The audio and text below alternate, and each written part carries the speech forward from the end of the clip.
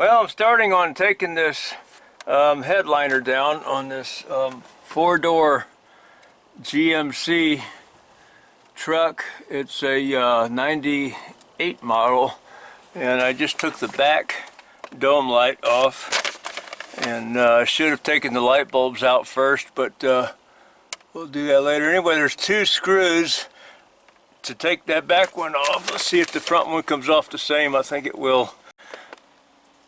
Alright, the whole light came off after I did that. The frame and the piece on the inside of the frame, it all fell off together. And if I may suggest, get a power screwdriver with a Phillips tip. I don't know what other size tips we're going to need. And something sizable to put all your small parts and screws in, because there's going to be a bunch of them.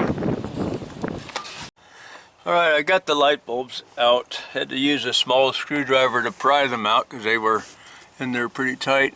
Anyway, I'm going to take all these obvious little hooks and screws and things that hold these panels on all the way around. Inside the seat belt thing, it's going to be a Torx. I'm not sure what size yet. Got to get that off of there to get these panels off. Now, I did this job on a little Ford Ranger about a week or so ago, and I was able to pull all this stuff off on one side. I just loosened it up on the other side, and I was able to pull the headliner down. Had to fold it almost in well, maybe not quite in half, but had to fold it quite a bit to get it out of there. It's fiberglass. I thought it was cardboard and that it was going to break, but no, it was fiberglass, and it was able to fold quite a ways before. Anyway, I didn't damage it, so I don't know how much farther it would have folded, but this one's going to be longer because it's a four-door. So let's see what we're getting into with. I'll take all the obvious stuff off, pop these little caps off that have screws behind them with this screwdriver, a small screwdriver, and then see what is in there, if it's a Phillips or whatever it is. The sun visors, all the stuff, those grab handles. Okay, we'll get that stuff off of there and see what we got after that. Okay, this piece on top, I'm breaking it, trying to get it off, and I'm finding out that the middle piece is deeply interlocked into both side pieces. There was one snap in the middle that I was able to pull this out far enough to get my fingers in there and slide back in here where it got tight, and then I pulled down and it unsnapped there, but it wasn't coming out anywhere else. So it's obvious that this side panel has to come off first because it interlocks into those, or into this in the middle. So I've already got a crack in it, but there was no way to know ahead of time because nobody has done a decent video on these yet. And I'm going to go on ahead and do this. It's a T50 to get these seat belt bolts off. And we got these two on this corner post here. We got these two screws, Phillips screws down here. One here, one here. This one was fairly easy to get to. This one was recessed quite a bit. I'll show you how much. It's on this magnet here. It was a small screw, about 3/4 of an inch long. And see how far in that goes before. That's not hitting the hole. That's just hitting the back of this plastic hole. It's not hitting the hole that threads in. So you'll probably need a magnet like this to get that out of there.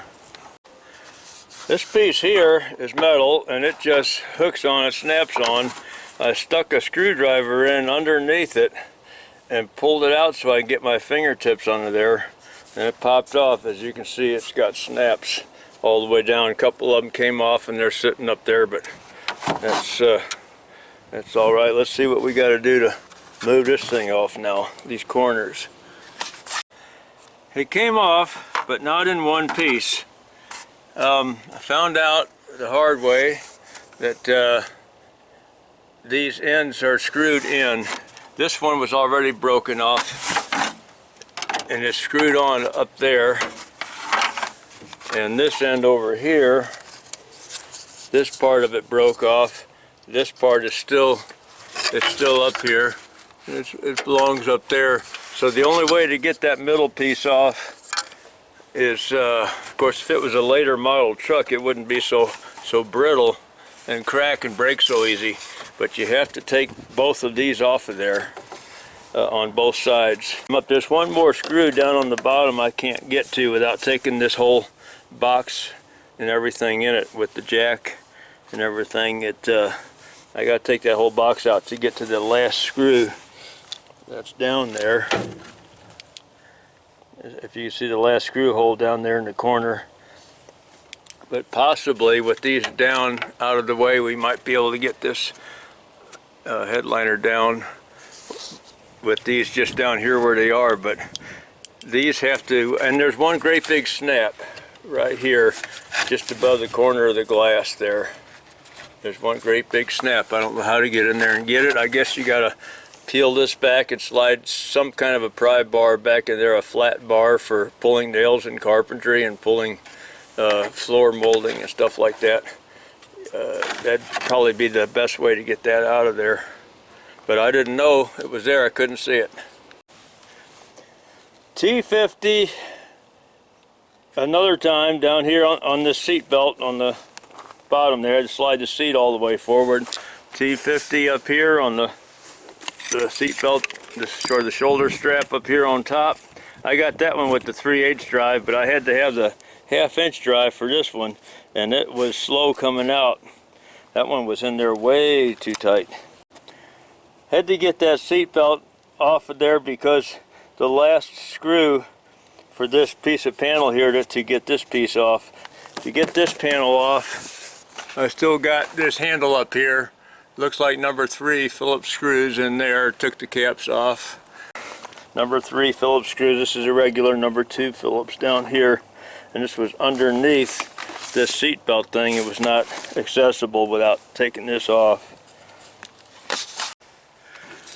Got those off, but had to use one of these handheld impact drivers that you hit with a hammer.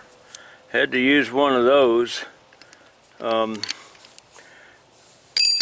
in order to break them loose. And then I pulled this off of the handheld impact and put it on the little battery one to finish getting them out. There's a snap down here on the bottom about 5 inches from the actual floor itself. There's another one up here right in the middle of this little curve area here. And is that all? There's 2 guide pins, one right there and another one up here.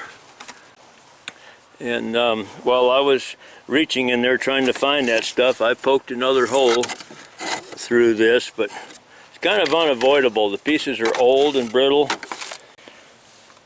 It's just one of those things, if you don't know where the snaps are, you're more than likely going to break something. Well, I'm on the driver's side trying to take this center post cover off. Got the seat belt off and everything, but I got one snap popped loose here, but I was cracking through trying to find the hole that the snap plugs into. And I got one of these tools that you use for popping door snaps open with, and it's got a curve in it. And so I was working that through there. Well, it couldn't do it. It just exploded on me. So I think it did come off though finally, but it's too late. It's broken.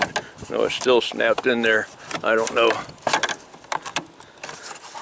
Well, oh well. I should have left the roof like it is, I guess, because it's not possible to do this without shattering all this plastic. I got that thing out of there.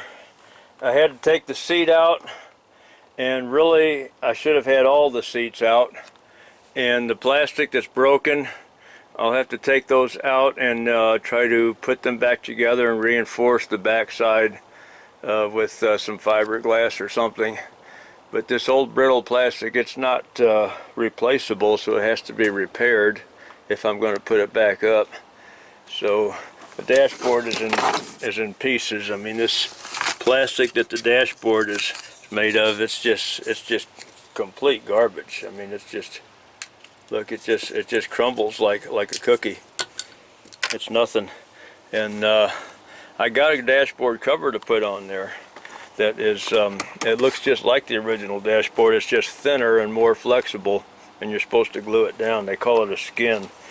So, but I got this thing out. I had to fold it and almost break it. It actually did crack, and it was folding and creasing, and I thought, well, whatever it does, it does.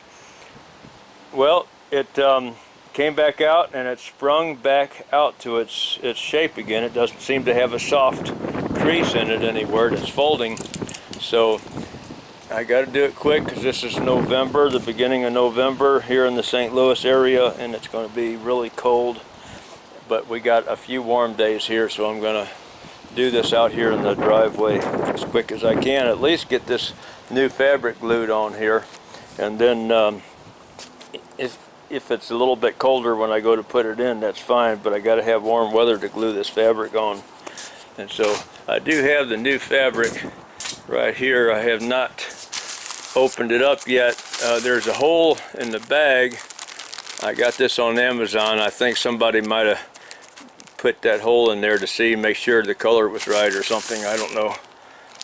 But we'll open that up and see what we got. But so I got to peel this off, and I got to take a scrub brush and take all of this off with a power brush. With these brushes here that go on they go on impact driver or a drill. So I'm going to use those brushes. They're cheap on Amazon.